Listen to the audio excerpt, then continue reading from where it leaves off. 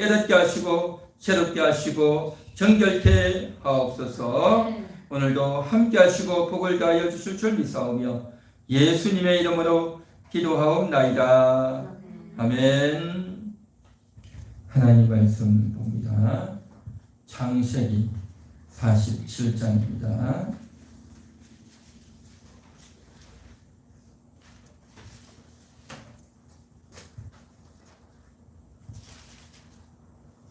1절부터 31절까지 한 절씩 교독하겠습니다. 요셉이 바로에게 가서 구하여 이르되 내 아버지와 내 형들과 그들의 양과 소와 모든 소유가 가나안 땅에서 와서 고센 땅에 있나이다 하고 바로가 요셉의 형들에게 묻되 너희 생업이 무엇이냐? 그들이 바로에게 대답하되 종들은 목자이온데 우리와 선조가 다 그러하나이다 하고 그들도 바로에게 구하되 가나안 땅에 기근이 심하여 종들의 양떼를 칠 곳이 없고 종들이 이곳에 거주하고자 왔사오니 원하건대 종들로 고센 땅에 살게 하소서. 바로가 요셉에게 말하여 이르되 내 아버지와 형들이 내게 왔은즉 애굽 땅이 내 앞에 있으니 땅이 좋은 곳에 내 아버지와 내 형들이 거주하게 하되 그들이 고센 땅에 거주하고 그들은 능력 있는 자였거든 그들로 내 가축을 관리하게 하라. 요셉이 자기 아버지 야곱을 인도하여 바로 앞에 서게 하니 야곱이 바로에게 축복하매 바로가 야곱에게 묻되 내 나이가 얼마냐? 야곱이 바로에게 아뢰되 내 나그네 길의 세월이 130년이니이다. 내 나이가 얼마 못되니 우리 조상의 나그네 길의 연조에 미치지 못하나 험악한 세월을 보내었나이다 하고 야곱이 바로에게 축복하고 그 앞에서 나오니라. 요셉이 바로의 명령대로 그의 아버지와 그의 형들에게 거주할 곳을 주되 애굽의 좋은 땅 람셋을 그들에게 주어 소유로 삼게 하고 또 그의 아버지와 그의 형들과 그의 아버지의 온 집에 그 식구를 따라 먹을 것을 주어 종량하여라. 기근이 더욱 심하여 사방에 먹을 것이 없고 애굽 땅과 가나안 땅이 기근으로 황폐하니 요셉이 곡식을 팔아 애굽 땅과 가나안 땅에 있는 돈을 모두 거두어들이고 그 돈을 바로의 궁으로 가져가니 애굽 땅과 가나안 땅에 돈이 떨어진지라 애굽 백성이 다 요셉에게로 가서 이르되 돈이 떨어졌사오니 우리에게 먹을 거리를 주소서. 어찌 주 앞에서 죽으리이까? 요셉이 이르되 너희의 가축을 내라. 돈이 떨어졌은즉 내가 너희의 가축과 바꾸어 주리라. 그들이 그들의 가축을 요셉에게 끌어오는지라 요셉이 그 말과 양떼와 소떼와 나귀를 받고 그들에게 먹을 것을 주되 곧 그 모든 가축과 바꾸어서 그 해 동안에 먹을 것을 그들에게 주니라. 그 해가 다가가고 새해가 되매 우리가 요셉에게 와서 그에게 말하되 우리가 주께 숨기지 아니하나이다. 우리의 돈이 하나였고 우리의 가축대가 주께로 돌아갔사오니 주께 낼 것이 아무것도 남지 아니하고 우리의 몸과 토지뿐이라. 우리가 어찌 우리의 토지와 함께 주의 목전에 죽으리이까? 우리 몸과 우리 토지를 먹을 것을 주고 사소서. 우리가 토지와 함께 바로의 종이 되리니 우리에게 종자를 주시면 우리가 살고 죽지 아니하며 토지도 황폐하게 되지 아니하리이다. 그러므로 요셉이 애굽의 모든 토지를 다 사서 바로에게 하시니 애굽의 모든 사람들이 기근에 시달려 각기 토지를 팔았습니다. 땅이 바로의 소유가 되리라. 요셉이 애굽 땅 이 끝에서 저 끝까지의 백성을 성읍들에 옮겼으나 제사장들의 토지는 사지 아니하였으니 제사장들은 바로에게서 녹을 받으리라. 바로가 준 녹을 먹음으로 그들의 토지를 팔지 않음이었더라. 요셉이 백성에게 이르되 오늘 내가 바로를 위하여 너희 몸과 너희 토지를 샀노라. 여기 종자가 있으니 너희는 그 땅에 뿌리라. 수수의 5분의 1을 바로에게 상납하고 너희는 너희가 가져서 토지의 종자로도 삼고 너희의 양식으로도 삼고 너희 가족과 어린아이의 양식으로도 삼으라. 그들이 이르되 주께서 우리를 살리셨사오니 우리가 주께 은혜를 입고 바로의 종이 되겠나이다. 요셉의 애굽 토지벌을 세우매 그 5분의 1이 바로에게 상대나 제사장의 토지는 바로에 설정되지 아니하여 오늘날까지 이르리라. 이스라엘 족속이 애굽 고센 땅에 거주하며 거기서 생업을 얻어 생육하고 번성하였더라. 애굽이 애굽 땅에 77년을 거주하였으니 그 나이가 147세라. 이스라엘이 죽을 날이 가까우매 그의 아들 요셉을 불러 그에게 이르되 이제 내가 네게 은혜를 입었거든 청하노니 내 손을 내 허벅지 아래에 넣고 인애와 성실함으로 내게 행하여 애굽에 나를 장사하지 아니하도록 하라. 내가 조상들과 함께 육거든 너는 나를 애굽에서 내어다가 조상의 위에 장사하라. 요셉이 이르되 내가 아버지의 말씀대로 행하리이다. 다 같이 야곱이 또 이르되 내게 맹세하라 하매 그가 맹세하니 이스라엘이 침상머리에서 하나님께 경배하니라. 아멘. 오늘 설교의 제목은 이겁니다. 여호와의 언약이 믿어졌습니다. 우리 다 같이 한번 읽어볼까요? 여호와의 언약이 믿어졌습니다. 그렇습니다. 자, 이제 우리가 계속해서 창세기를 한 장씩 읽으면서 은혜를 나누고 있는데요. 이제 야곱이 자신의 아들들, 며느리들, 손주들, 또 그와 관련된 모든 식구들을 이끌고 애굽으로 내려갔습니다. 애굽으로 내려가서 그 애굽의 고센 땅에 거주해서 살게 되죠. 자, 그리고 나서 이제 요셉이, 애굽의 총리였던 요셉이 바로에게 이야기하고 또 바로가 허락해서 요셉의 형들 5명이 왕궁으로 나옵니다. 왕궁으로 나와서 저들이 요청을 하죠. 요청을 하는데 어떤 요청을 하느냐? 바로에게 요청하기를 우리가 지금 가나안에서 양떼를 칠 곳이 없어서 이곳에 왔습니다. 그래서 저희를 고센 땅에 살게 하소서 그렇게 요청합니다. 그러자 바로가 총리 요셉에게 이야기해서 저들에게 땅을 주어서 살게 하라. 그리고 내 가축도 저들이 관리하도록 하라. 그렇게 말합니다. 그래서 지금 애굽의 총리 요셉이 바로의 명에 의해서 저들에게 고센 땅을 줍니다. 고센 땅에 고센 지역의 라암셋을 저들에게 주어서 살게 합니다.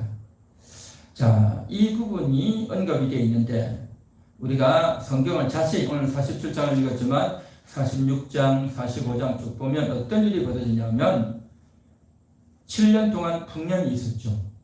그리고 이어서 7년 흉년이 있습니다.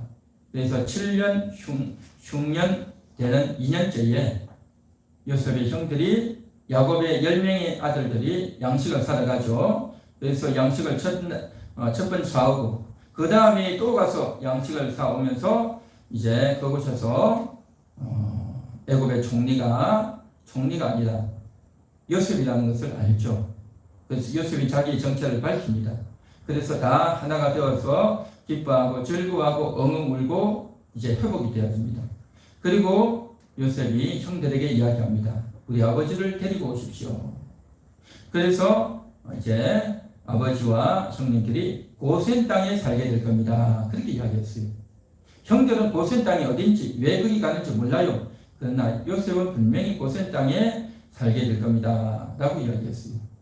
그리고 나서 이제 요셉이 애굽의 바로에게도 우리의 형님들이 아버지가 오는데 고센 땅에 살게 될 겁니다 했고 또 바로도 허락했습니다. 알고 있었어요. 그래서 이제 야곱과 일행 7,000명이 내려와서 고센 땅에 갔어요.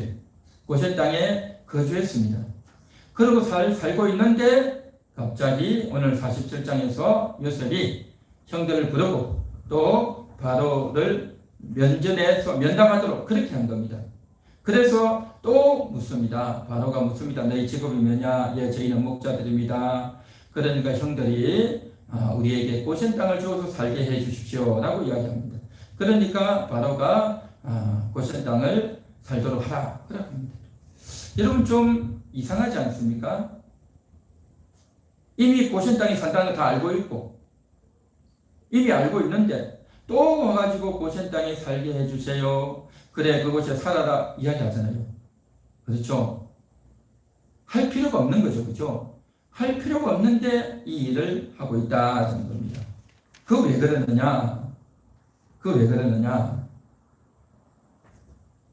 11절에 보면 요셉이 바로의 명령대로 그의 아버지와 그의 형들에게 거주할 곳을 주되 애굽의 좋은 땅 람셋을 그들에게 주어 소유로 삼게 하고 그렇죠? 요셉이 누구의 명령대로요? 바로의. 이게 중요합니다. 이게 중요해요. 지금은 요셉이 총리이고 또 7년 풍년, 7년 흉년이 있는데 요셉이 큰 역할을 하고 총리의 공으로 말미암아 애굽 나라가 굶어 죽지 않고 삽니다. 총리 요셉 하면 인기가 대단하고 또 요셉의 공을 다 알고 있는 상태입니다. 그런데 세월이 가면 요셉도 죽고 50년 지나고 100년 지나고 200년 지나면 어떻게 되겠습니까? 다 잊어먹어요. 그리고 이스라엘 저 사람들이 어디서 왔냐?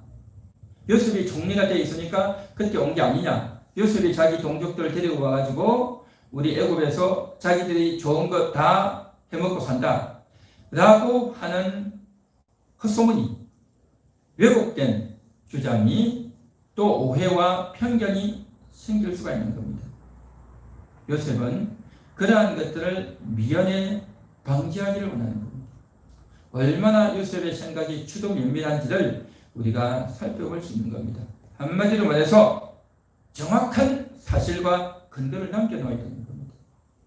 지금 이스라엘 백성들이 70명이 왔지만 이것은 총리가 요셉이 그냥 일방적으로 살게 한 것이 아니라 바로가 애굽의 바로가 허락했다는 겁니다.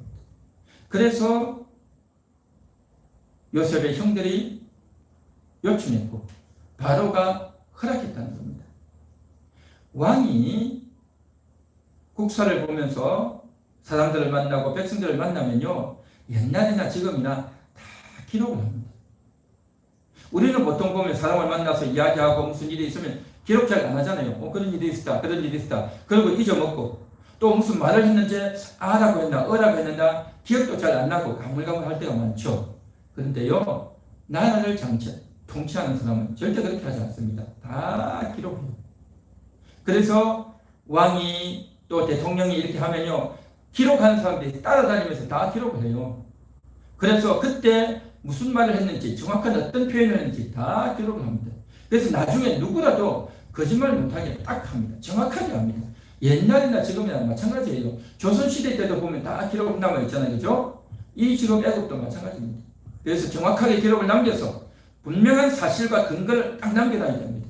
그래야 앞으로 다른 왕이 서도 또 애국의 사람들이 이스라엘 백성에 대해서 저들이 저렇게 잘 먹고 잘 사는데 어떻게 된 거냐 라고 하는 편견과 오해와 정확한 사실을 모르면 어떻게 됩니까? 사람들이 설을 붙이고 그럴 것이다 라고 추측을 하게 되고 헛된 소문이 퍼집니다. 그러면 안 된다는 거죠. 요셉은 그런 인식이 딱 있었던 겁니다. 왜 그랬을까요? 요셉은 지금 이스라엘 백성들이 애굽에 내려왔는데 지금 기근이 심해서 먹고 살 게 없어서 내려왔지만 그러면 기근이 끝나면 다시 돌아갈 거냐? 그렇지 않다는 것을 요셉은 이미 알고 있었어요. 어떻게 알았을까요? 지금 야곱의 가족들이 왔지만 잠깐 있다가 돌아갈 것이 아니라 400년을 이곳에 있다는 것을 알았습니다. 요셉은 그걸 알았어요. 그걸 알았기 때문에 지금 내려왔지만 앞으로 장기간 체류해야 된다는 거죠. 많은 세월을 이곳에서 살아야 된다는 걸 알았어요. 그곳에 살다가 이제 떠나가야 되는 겁니다. 그것을 정확하게 알았기 때문에 이제 앞으로 어떤 사람이 왕이 되고 어떤 사람들이 이제 정치 무대에 들어서게 되면 틀림없이 엉뚱한 미움과 편견으로 대할 수 있다는 것을 알기 때문에 정확한 근거를 딱 남겨주는 겁니다. 이것은 너무 중요한 겁니다. 오늘 이 자리에 예배에 참여한, 오늘 이 방송을 보고 있는 모든 분들도 여러분들은 함께하는 교회 성도들입니다. 이 교회에 오셨고 여러분들이 등록 카드를 기록하고 또 이 교회에서 세례를 받고 또 집사의 직분을 받고 이와 같은 여러 가지 것들을 하는 이유가 뭡니까? 나의 소속은 함께하는 교회다. 내가 이곳에서 하나님을 만났다. 내가 이 함께하는 교회를 통해서 은혜를 받고 천국을 준비한다. 그래서 나는 이 땅에서 나의 소속은 함께하는 교회다. 그런 소속감이 분명해야 됩니다. 그리고 그 소속감을 통해서 나는 하나님의 자녀라고 하는 내 정체성이 분명해져야 됩니다. 할렐루야. 믿습니까? 이것이 분명히 믿어질 때에 하나님께서 김영호 목사를 세우셨구나 하면서 하나님을 믿고 하나님이 세우실 목자를 믿고 또 전하는 이 설교를 통해서 하나님이 나에게 말씀하셨구나를 믿고 그렇게 믿게 되어질 때에 그것이 믿어질 때에 여러분의 마음에 안심이 되고 마음에 평강이 오고 여러분들이 어렵고 힘들 때 하나님을 의지하며 또 목사님을 통해서 위로받고 권면을 받고 할렐루야 하나님의 언약이 믿어질 때에 우리의 생각이 우리의 앞으로의 삶이 정해지고 또 한 걸음 한 걸음 나아가게 될 줄 믿습니다. 분명한 팩트가 필요한 겁니다. 그 팩트를 위해서 지금 확인 작업을 기록하는 작업을 공식적인 작업을 지금 요셉이 47장에서 하고 있다. 할렐루야. 자, 그래서 요셉이 종리로서 이제 이미도 살고 있던 가나안 땅에 와서 살고 있는데 또다시 그런 이야기를 하는 이유 바로 확실한 결정을 내려놓고 공식적인 그러한 선언을 하기 위함이었다라고 했고 그러면 왜 고센 땅으로 갔을까 하는 겁니다. 고센은 어떤 지역 명칭이 아니라 큰 대단히 지역입니다. 우리나라로 치면 강원도 정도? 그래서 저 산, 높은 산도 있고 또 그곳에서 목장도 있고 그렇죠? 경치도 좋고 그런 지역이 바로 우리나라의 강원도 같은 그리고 그 강원도라고 하는 것은 강원도 전체지만 거기에 속초도 있고 원주도 있고 춘천도 있고 평창도 있고 각 소단위 지역이 있지 않습니까? 그 고센 지역에 좋은 땅 람셋을 주어서 살게 했다라고 말했죠. 자, 좀 더 좋은 지역으로 서울 쪽이나 경기도 지역이나 이런 데로 오지 않고 강원도면 좀 멀잖아요. 그렇죠? 강원도면 좀 넓고 또 날씨도 춥고 그렇죠? 생활하기 불편하지 않습니까? 이와 같이 고센 땅은 애굽에서 멀리 떨어져 있는 지역이에요. 애굽의 저 북단 지역이에요. 그리고 고센 땅은 농사를 지을 수 없는 땅입니다. 애굽 사람들은 농사를 짓는 겁니다. 농사를 짓는다는 것은 무슨 말입니까? 자기 집이 있고 정착이 되어서 집에서 쉬고 자고 농사 일을 했다가 다시 집으로 오잖아요. 근데 목축은 뭐냐 하면요. 떠돌아다녀야 돼요. 양들을, 염소들을 이끌고 그곳에 가서 그 바깥에서 자야 돼요. 또 내일은 또 다른 곳을 가고. 그러니까 늘 떠돌아다녀야 됩니다. 자기 집에서 생활을 할 수가 없어요. 떠돌이 생활하는 것이 목축 일인 겁니다. 그러니까 사람들이 부시시하죠.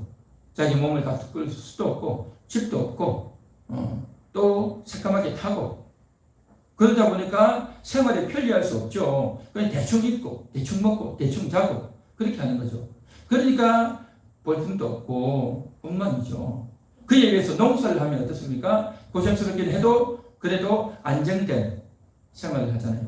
그래서 농사하는 애국 사람들은 목축일 하는 사람을 싫어했어요.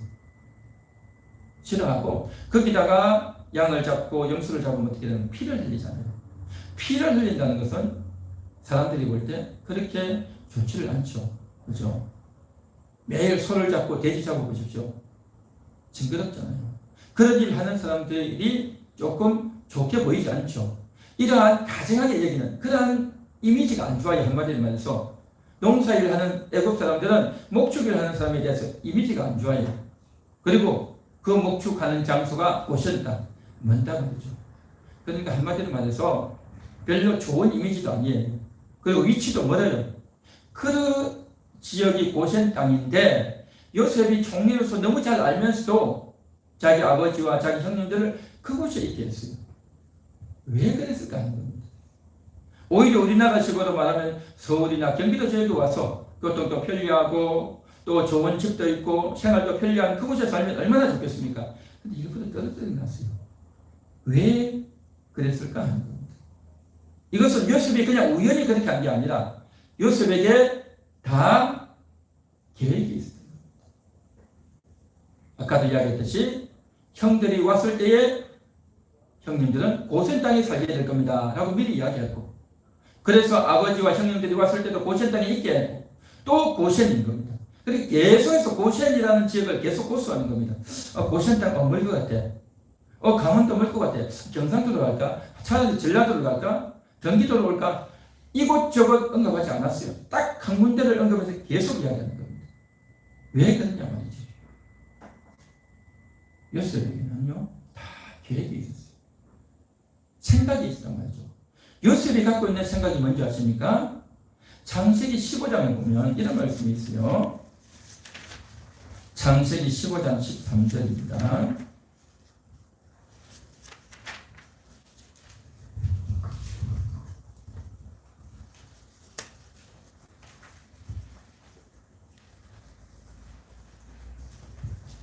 여호와께서 아브라함에게 이르시되 너는 반드시 알라. 내 자손이 이방에서 계기되어 그들을 섬기겠고 그들은 400년 동안 내 자손을 괴롭히리니. 이것은 하나님이 아브라함에게 하신 말씀입니다. 내 자손이 이방에서 계기된다. 400년 동안 그들이 내 자손을 괴롭힐 것이다 라고 하나님이 아브라함에게 말씀하셨어요. 아브라함이 누굽니까? 요셉의 정조 할아버지. 요셉의 아버지가 야곱. 그렇죠. 요셉의 할아버지가 이삭. 그 정조 할아버지가 아브라함이잖아요. 그 아브라함이 하나님께 들었던 그 말씀을 아들 이삭에게, 그 손주 야곱에게 이야기했고, 이제 이삭이 손주 요셉에게, 야곱이 아들 요셉이죠. 다 이야기하는 겁니다. 자기의 일생을 통해서 하나님이 나에게 어떤 말씀을 하셨고 어떤 일생을 살았는지 아브라함 이삭에게 이야기했고, 또 이삭은 아버지에게 들었던 그 하나님을 자기 아들 야곱에게, 야곱은 자신이 경험했던 것, 자기 아버지의 그 경험을, 아브라함에게 나타났던 그 경험을 요셉에게 또 이야기하는 거죠. 한마디로 말해서 우리 조상들이 경험했던 그 하나님의 소식을 다 들었던 겁니다. 다 배웠던 겁니다. 심지어는 정조 할아버지, 얼굴도 보지 못했던 그 정조 할아버지 아브라함의 하나님께 들었던 그 말씀을 다 기억하고 새기고 있는 겁니다. 단순히 그랬다더라 가더라 하는 것이 아니라 그것을 믿었다는 겁니다. 할렐루야. 요셉은 믿었습니다. 아브라함, 이삭, 야곱, 요셉으로 이어지는 이들이 이방에서 계기된다. 400년 동안 그곳에서 지내게 될 거라는 알았고, 요셉이 그래서 자기 자신이 애국으로 왔다. 그래서 내가 총리가 되었고 하나님이 나를 사용하셔서 우리 아버지의 가족들이 이곳에 오게 하셨다 라는 인식이 요셉에게는 있었다는 겁니다. 그리고 지금 애굽에 와 있지만 400년 동안 계기된다고 했기 때문에 그 400년 후에 이곳을 떠나간다. 요셉은 알고 있었다. 하나님의 약속을, 하나님의 언약을 요셉은 알고 있었고 그 언약을 믿었던 겁니다. 할렐루야. 그래서 지금 요셉은 자신이 하는 이것이 내가 고생 끝에 총리가 되었고 내가 출세했다, 내가 영광스러웠다, 내가 복받았다 라고 끝나는 것이 아니라 이것은 하나님의 언약이 차근차근 진행되어지는, 그 언약이 진행되어지는 과정 가운데서 내가 쓰임받고 있다, 하나님이 나를 사용하고 있다, 그것을 요셉은 분명히 알았던 겁니다. 믿었던 거예요. 기가 막히죠. 기가 막힌 현장 속에 있다는 것을 요셉은 알았던 겁니다. 하나님의 언약이 지금 실현되고 있다는 걸 알았던 겁니다. 그것을 믿었기 때문에, 그래서 하나님의 언약을 믿었기 때문에 아버지와 형들을 오게 한 겁니다. 짧은 생각으로는 가나안에 기근이 들어서 먹을 것이 없으니까 왔다라고 했지만 물론 맞죠. 그런데 그러면 기근이 끝나면 다시 돌아가냐 말이죠.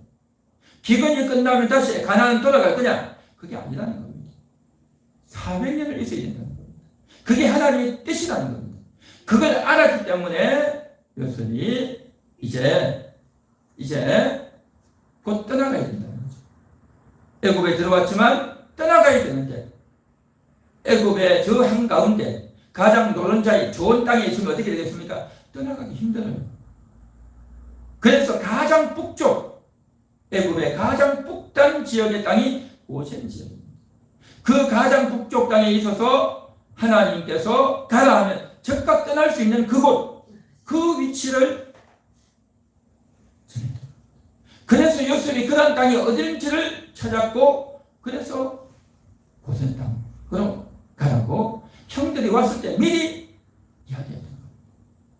그렇게 미리 이야기했던 것은 그냥 우연히 놓은 게 아니라 생각이 있었던 겁니다. 요셉에게는 다 생각이 있었고, 그 생각은 바로 하나님의 언약을 믿었기 때문입니다. 그 약속을 믿었기 때문에, 하나님의 뜻이 이루어져야 된다는 걸 알았기 때문에 그것을 찾았고 그것이 고센이었다. 뿐만 아니라 이 고센 땅은 애굽 사람들이 싫어하는 지역, 목축하는 지역입니다. 애굽 사람들이 싫어하기 때문에 저들과 가까이 하지 않아요. 다시 말해서 야곱의 가족들은 애굽 사람들과 섞이지 않는 겁니다. 위치적으로도 떨어져 있고 직업적으로도 떨어져 있어서 또 애굽 사람들이 싫어하는 그런 사람들이기 때문에 가까이 할 수가 없어요. 그렇지 않으면 가까이 하고 섞이고 같이 밥도 먹고 같은 문화 행사도 하고 운동회도 하고 축제도 하지 않겠습니까? 하지 않는 겁니다. 딱 떨어뜨리는 겁니다. 요셉이 생각했던 겁니다. 이제 야곱의 족속들은 여호와를 섬기는, 할례를 행하고 여호와를 섬기는, 여호와의 언약을 마음에 간직하고 여호와의 언약을 지켜나가야 될 족속이라는 거죠. 요셉만 개인적으로 그런 믿음으로 살 게 아니라 야곱의 가족들이 그렇게 살아야 되는 겁니다. 그렇게 되기 위해서는 애굽 한가운데 들어가면 우상이 득실득실하는, 우상으로 가득한 그 동네에 들어가서는 안 된다는 겁니다. 그래서 떨어뜨리는 겁니다. 그래야 구별되어지고 거룩하게 살 수 있습니다. 믿음을 지키고 거룩하게 살기 위해서는요, 사람들과 섞이면 안 돼요. 섞여서 이야기하고 또 서로 결혼하고 친구 삼고 하면요, 어떻게 됩니까? 뒤죽박죽이 되어요. 섞인다는 거죠. 그래서 혼잡되고 섞이지 않도록 하기 위해서 고생다. 그래서 목자의 일을 계속하도록, 그리고 가장 가까운, 출애굽하기 가장 가까운 지역에 딱 들어가게 했다는 거죠. 이것은 요셉이 생각했고 그런 땅을 찾았고, 그래서 고센 땅에 가게 됩니다. 그렇죠. 바로 하나님의 언약을 믿었기 때문에 그 할아버지에게, 정규 할아버지에게 말씀하셨던 그 말씀이 믿어졌던 겁니다. 참 대단하죠. 그게 믿어졌던 겁니다. 하나님의 말씀이 속에서 믿어지면요, 계속 그것을 생각하고 어떻게 진행되어질까, 또 하나님이 어떤 일을 하실까?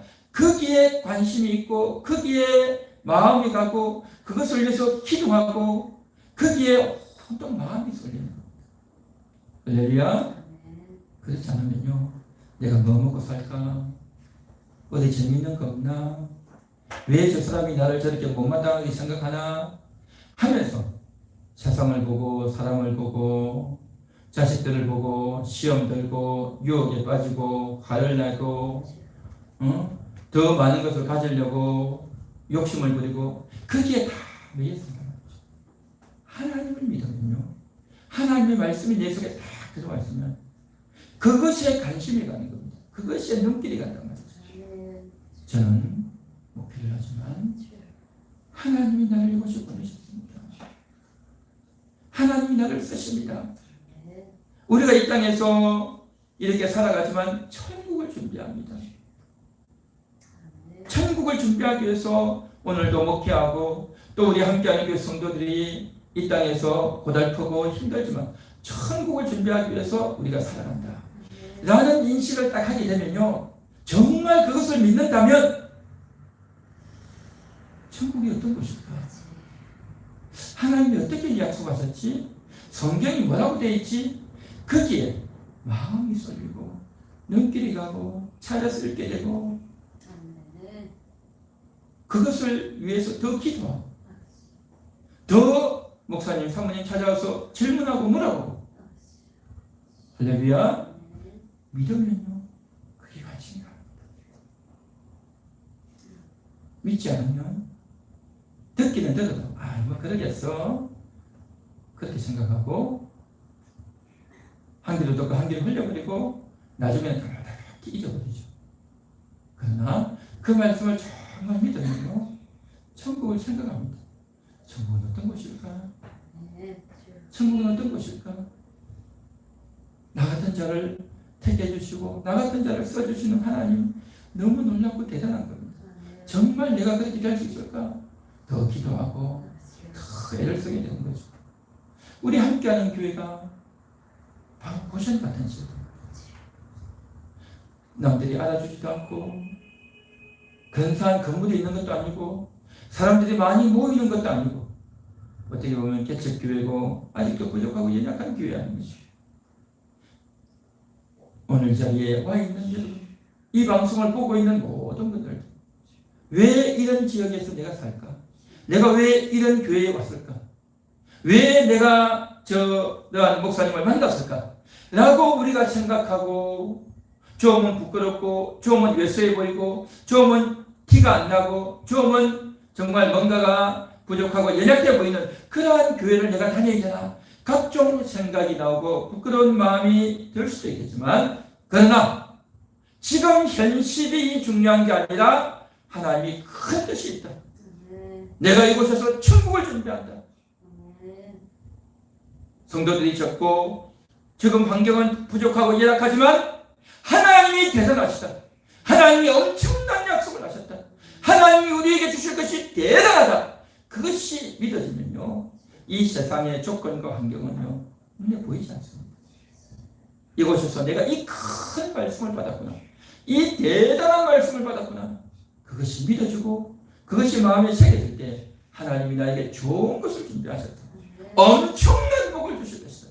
그 말씀이 믿어지고, 그래서 그 복을 내가 확인하고 챙기고 지키기 위해서 애를 쓴단 말이죠. 요셉은 여호와의 영향이 믿어졌어요.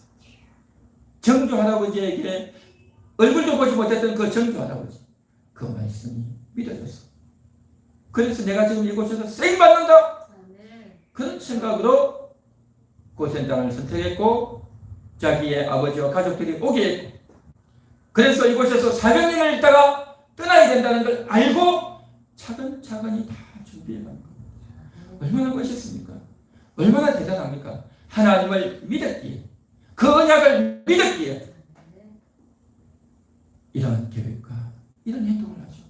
그런 요셉을 하나님은 실망시키지 않으시고 그 요셉을 지지하고 함께 해주지 않습니까? 할렐루야. 할렐루야. 하나님이 얼마나 대단하십니까? 뿐만 아닙니다. 요셉이 이제 총리로서 일을 하는 거예요. 13절에 보면 기근이 더욱 심해졌다라고 말했습니다. 기근이 2년, 3년, 4년 가는데 더 심해져서 이제 양식이 없어요. 그러니까 양식을 살려면 기본적으로 어떻게 해야 됩니까? 돈을 가지고 살아가야 됩니다. 돈을 가지고 살아가야 되는데 이제는 양식 살 돈도 없어져요. 양식 살 돈이 없어져. 그러니까 어떻게 합니까? 우리가 돈이 없습니다 라고 이야기를 하니까 요셉이 뭐라고 말합니까? 15절 애굽 백성이다 요셉에게 와서 이르되 돈이 떨어졌사오니 우리에게 먹을 거리를 주소서 그렇게 말하죠. 돈이 없는데 어떻게 합니까? 그래도 먹을 거리를 주셔야 되지 않겠습니까? 굶어 죽을 수 없지 않겠습니까? 하죠. 그러니까 요셉이 뭐라고 말합니까? 16절에 내가 너희의 가축과 바꾸어 주겠다. 가축 가져오라는 겁니다. 각 집에서 기르고 있는 가축들 있죠? 그거 가져오라는 겁니다. 공짜는 없다는 거죠. 그래서 돈이 떨어지니까 이제 가축을 갖다 주고 양식을 먹게 되는 겁니다. 그렇게 해서 이제 17절 보십시오. 17절 맨 끝에 보면 곧 그 모든 가축과 바꾸어서 그 해 동안 먹을 것을 그들에게 줍니다. 양식을 얼만큼 줬다고요? 그 해 동안 한 해의 분량을 줍니다. 많이 주지 않았어요. 1년분지만 준 겁니다. 가축을 주고 받았어요. 자, 그런데 가축 다 팔고 이제 가축도 없어요. 가축도 없다고 말했죠. 기근이 정말 심했는데 가축이 없고 그러니까 이제 어떻게 됩니까? 19절 우리가 어찌 우리의 토지와 함께 우리의 주의 목전에서 죽으리까 우리 몸과 우리 토지를 먹을 것을 주고 사소서 그렇게 말합니다. 그러니까 자기들이 갖고 있던 땅을 다 팔게 되는 거예요. 땅을 사달라는 겁니다. 땅을 사달라. 그래서 우리가 먹고 살아야 되겠다. 여러분 땅이 얼마나 필요합니까? 땅이 있어야 농사도 짓고 땅이 있어야 저들이 생업을 하지 않겠습니까? 그런데요. 땅에는 지금 현재 땅에는 씨를 뿌릴 수도 없고 기근이 극심해서 아무것도 할 수 없어요. 땅 갖고 있어봐도 소용이 없어요. 지금 당장 허기가 져서 눈에 보이는 것이 없고 아득아득한데 땅 가져 있어봤자 뭐 하겠습니까? 사람이 기근이 들면 비상식적인 행동을 합니다. 남의 거 훔치고요. 굶주리면 며칠 굶어보십시오. 정상이 아닙니다. 그런데 이제 며칠 굶으면 정상이 아니다고. 그래서 극심한 경우에는 자기 자식까지 잡아먹잖아요. 아주 비정상적인 행동을 하죠. 눈에 먹을 게 없으면요. 사람이 그렇게 되어집니다. 그런데 이 땅은 주장할 이유가 없어요. 당장 먹고 살아야 되니까. 그러니까 땅도 팔겠다는 거죠. 땅을 줄 테니까 우리를 달라. 땅도 파는 겁니다. 뿐만 아니라 자기 몸도 파는 겁니다. 우리가 종이 되겠다. 종이 되겠다. 스스로 자발적으로 종이 되겠다고 우리를 사달라고 하는 겁니다. 그래서 양식을 또 받는 겁니다. 양식을 또 받고 그러면서 이제 무슨 말을 하냐면 희한한 말을 하네요. 19절에 보면 19절에 이렇게 말합니다. 중간쯤에 보면 우리가 토지와 함께 바로의 종이 되리니 우리에게 종자를 주시면 우리가 살고 죽지 아니하며 토지도 황폐하게 되지 아니하리다. 종자를 달라는 겁니다. 종자. 여러분 종자가 뭡니까? 종자. 밭에 심는 씨죠. 그렇죠? 농사하는 사람은 밭농사든 또 과수원 하는 사람이든 종자는 항상 보관하고 있는 겁니다. 종자를 먹으면 안 돼요. 그렇죠? 그래야 종자를 가지고 심는단 말이죠. 그런데 이들은요, 종자가 없어요. 왜 없을까요? 너무 배가 고파서 종자까지 다 먹어버렸던 겁니다. 종자도 없는 거예요, 종자도. 그런 위기 가운데 있었어요. 그런데 종자를 달라. 그러면 우리가 뿌리겠다는 거죠. 종자. 그렇게 이야기하니까 이제 요셉이 총리로서 그들의 밭을 다 사요. 그리고 저들이 종이 되게 합니다. 자, 그러면서 23절 보십시오. 요셉이 백성에게 이르되 오늘 내가 바로를 위하여 너희 몸과 너희 토지를 샀노라. 여기 종자가 있으니 너희는 그 땅에 뿌리라. 종자를 줍니다. 여러분 잘 생각해 보십시오. 7년 6년 동안 농사가 안 돼요. 비도 안 내리고 물도 다 가물고 농사가 안 돼요. 그럼 종자를 심어봤자 소용이 없잖아요. 그렇죠. 종자를 심어봤자 소용이 없어요. 근데 종자를 달래요. 그리고 요셉이 뭐라고 말합니까? 종자가 있으니 너희는 그 땅에 뿌리라 그랬어요. 이 말이 됩니까? 그거 뿌려가지고 또 안 되면 어떻게 해요? 자, 그래서 우리가 정말 하나님을 믿는다는 것이 얼마나 대단한지. 지금 이때가 언제냐? 6년, 7년차. 6년, 7년차. 이제 6년이 끝나는 해다 말이죠, 지금이. 6년이 끝나는 해고 이것을 다 심어놔야 내년에 곡식이 됩니다. 만일에 6년차나 5년차 같으면요, 심어도 소용이 없죠. 지금 7년차인 겁니다. 요셉은 다 계산하고 있는 겁니다. 요셉이 다 계산하고 있고 6년이 7년차까지 끝난다는 걸 알았어요. 그것을 요셉만 알았을까요? 이건 백성들이 알았어요. 그래서 종자를 달라고 하잖아요. 그러니까 요셉이 갖고 있던 그 상식 6년이 7년까지 간다. 올해가 마지막이다. 요셉이 알았고 그 알았던 것을 다른 사람들이 이야기했고 백성들이 알 정도까지 됐다. 하나님의 언약을 믿었단 말이죠. 바로의 꿈에서 나타났던 7년, 9년, 7년, 6년이 올 거라는 걸 알았단 말이죠. 그 하나님의 약속을 믿었다는 거죠. 하나님의 약속을 믿지 않으면요, 절대 이런 정책이 나오지 않는 겁니다. 총리로서 정책을 시행하는데 하나님의 뜻을 알고 하는 것과 하나님의 뜻을 모르고 하는 것은요, 천지차이입니다. 천지차이인 거죠. 그래서 이제 저들에게 주지 않습니까? 종자를 주는 겁니다. 내년부터는 열매가 맺힌다는 거죠. 대신 그 종자를 주는 대신 저들의 밭을 다 사는 겁니다. 그리고 또 저들이 다 종이 되게 하는 겁니다. 바로의 종이 되는 겁니다.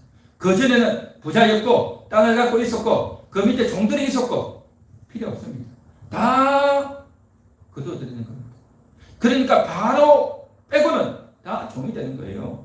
그전에는 각 지방에서 내가 떵떵거리고 부자다, 괜찮다, 큰소리 쳤다 라고 했던 사람들 다 필요 없어요. 다 땅을 바치고 다 저들은 이제 바로의 종이 되는 그러한 처지가 됐다는 거죠. 그러면서 24절에 추수의 5분의 1을 바로에게 상납하고 5분의 4는 너희가 가졌어 그랬죠. 토지의 종자로도 삼고 너희 양식으로도 삼고 너희 가족과 어린아이의 양식으로도 삼아라 그랬죠. 5분의 1을 바로에게 상납하라는 거죠. 5분의 1이면 10분의 2가 되죠. 그렇죠. 5분의 1이면 10분의 2죠. 그러니까 20%.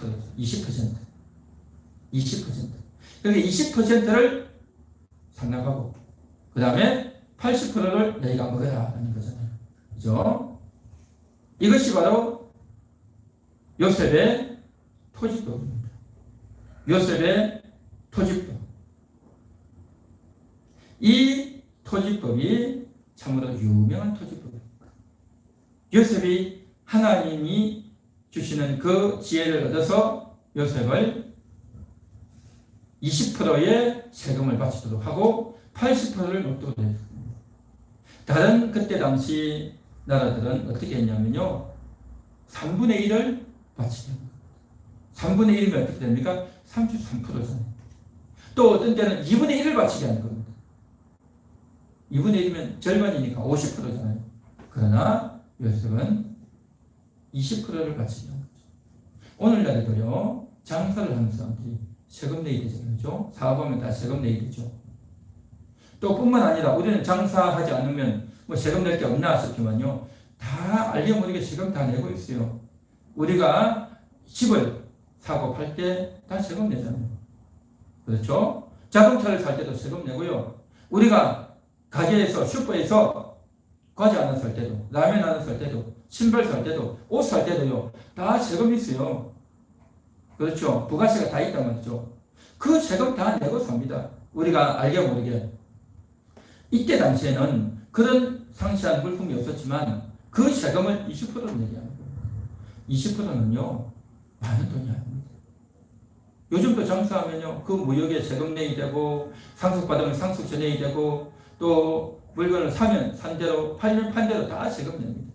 그리고 그 세금들이 다 합치면요, 20% 이상 다 되어서.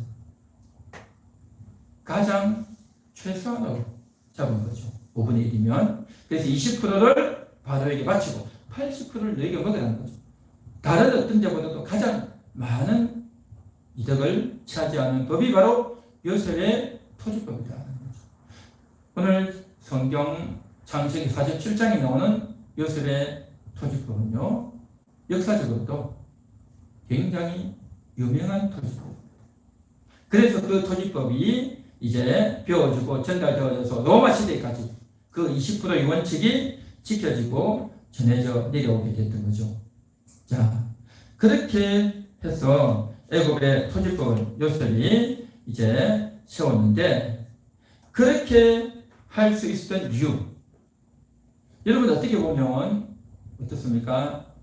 양식이 없는데 돈을 내서 사게 하고, 돈이 없다니까 가축 가져오게 하고, 이제는 저들이 땅을 다 가져오고 저 사람들을 다 벗겨먹고 몸까지도 종으로 삼고, 야, 해도 너무한다, 뭐 저렇게까지 하냐, 좀 나눠주면 안 되냐 라고 생각할지 모르지만 요셉은요, 철저하게 다 가져오게 하고 공짜가 없게 했어요.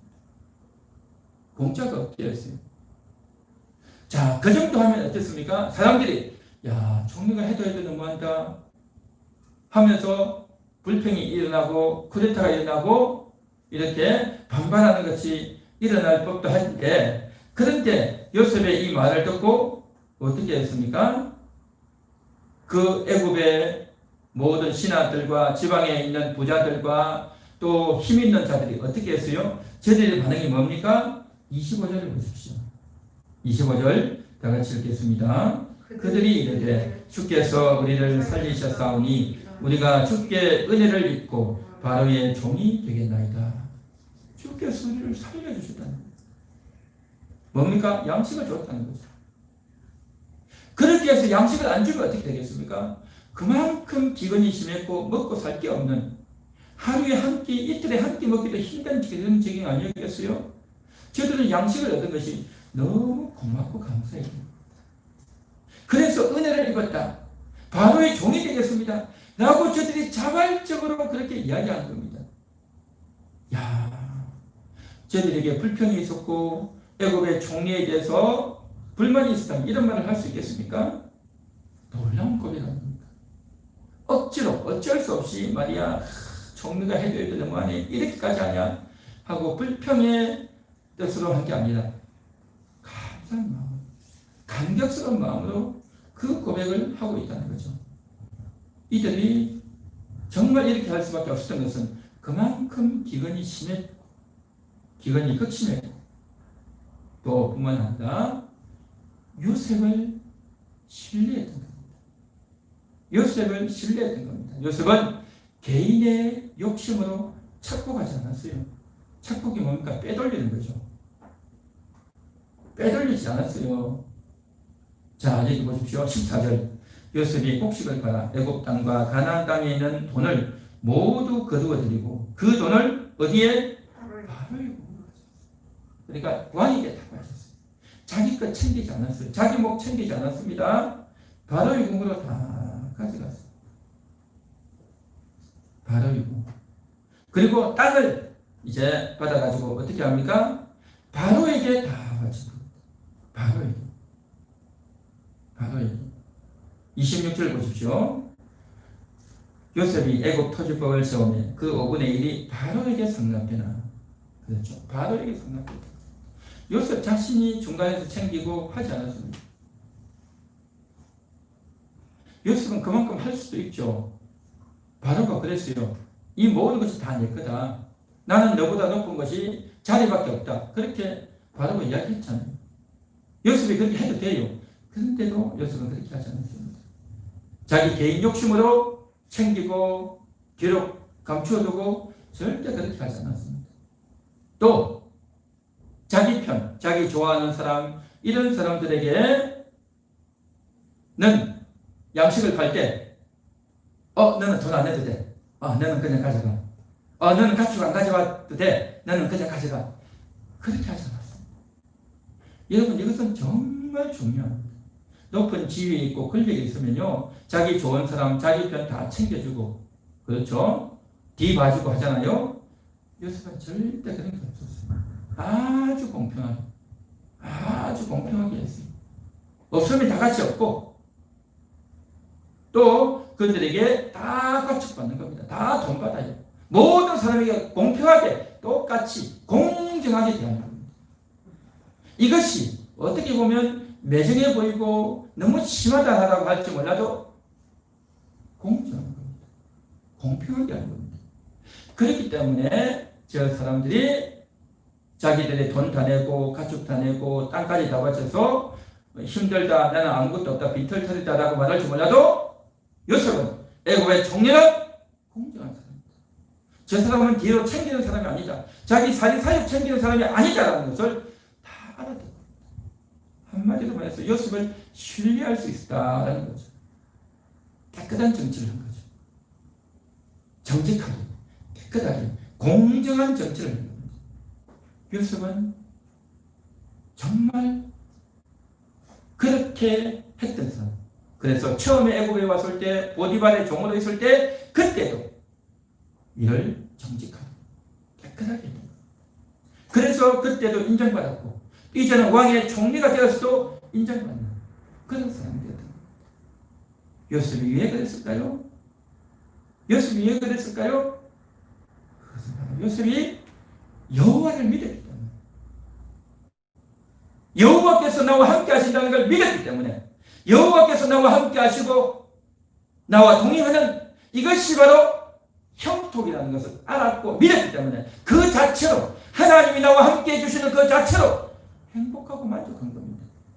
다른 돈을 챙기고 내 편을 이렇게 만들고 그렇게 해야 내가 기가 살고, 그래야 내 세력이 크고, 그래야 내가 더 출세하는 데 유리하다, 그것 때문에 재미와 유익을 얻는 게 아니다 말이죠.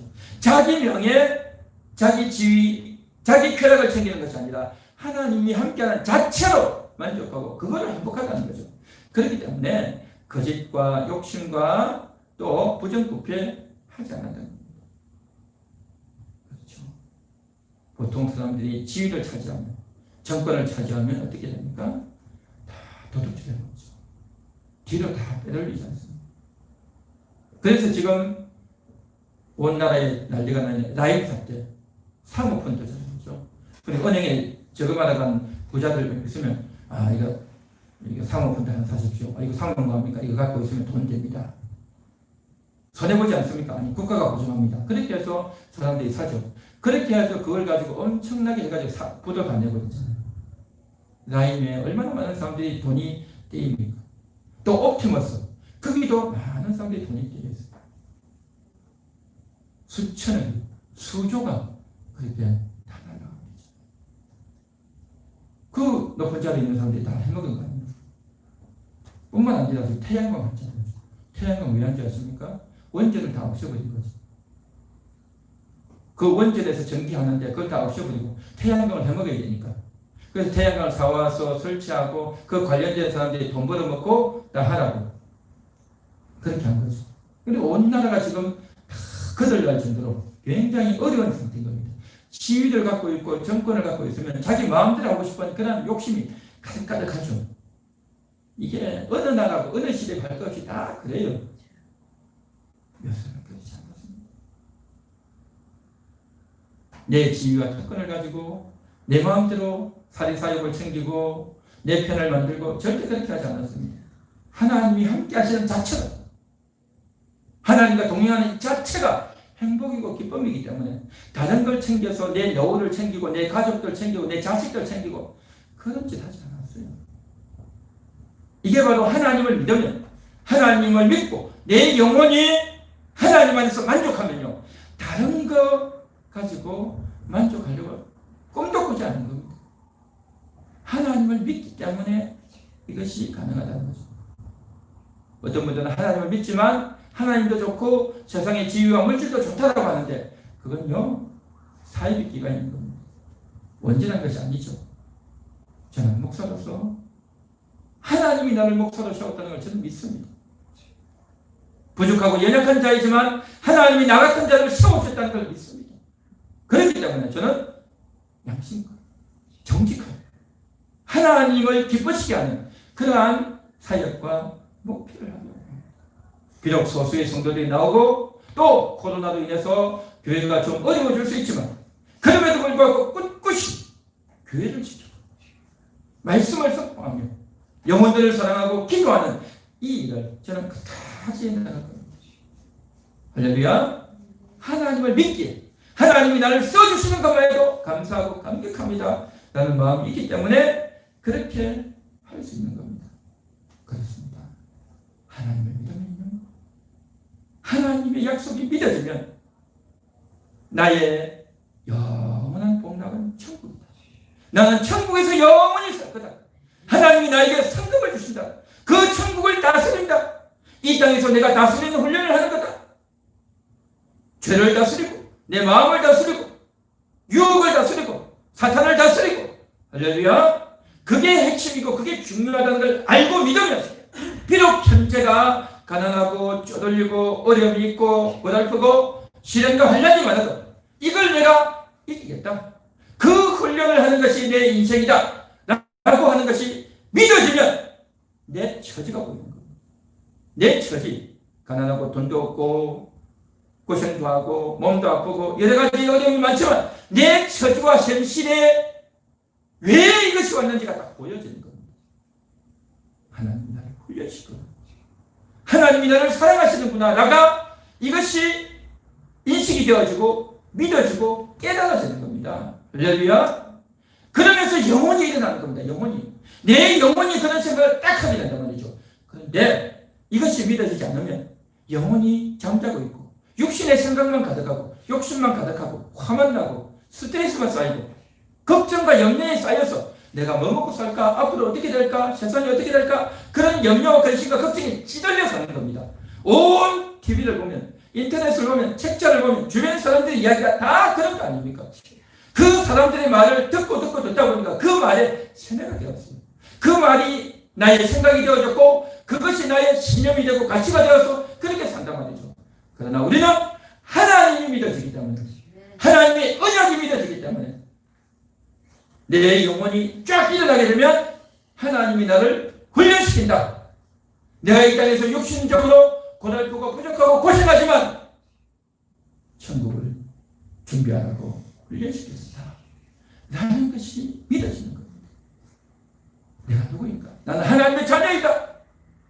내가 해야 될 일이 뭔가? 나는 이 땅에서 믿음을 키우고 거룩하게 살기 위해서 천국을 준비하기 위해서 내가 이 땅에서 하나하나 준비하면서 살아간다 라고 생각하면서 살 수 있게 되는 겁니다. 할렐루야.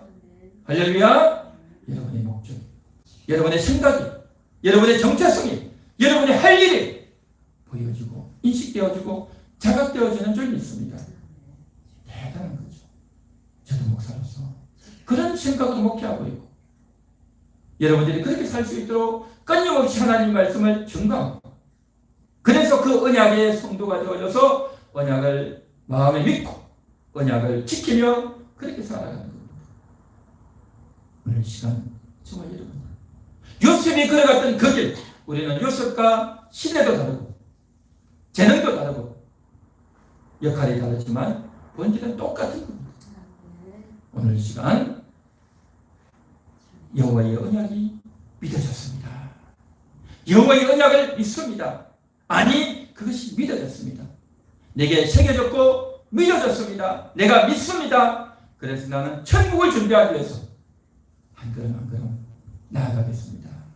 그것을 열심히 준비하고 그것을 마음에 새기고 기도하고 상상하고 그래서 내가 어떻게 해야 될까를 하다 보니까 영혼의 생각이 자꾸 올라오고 그런 인식으로 살다 보니까요. 지금 현재 어려움과 고통이 아니라 하나님이 복이다.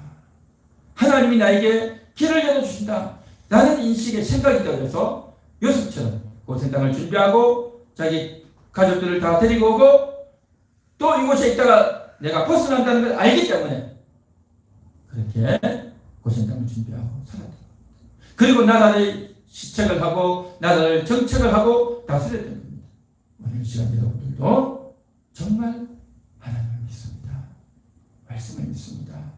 하나님의 뜻대로 살게 하옵소서. 우리 다 같이 이런 마음으로 주여 성청하고 통성으로 기도하겠습니다.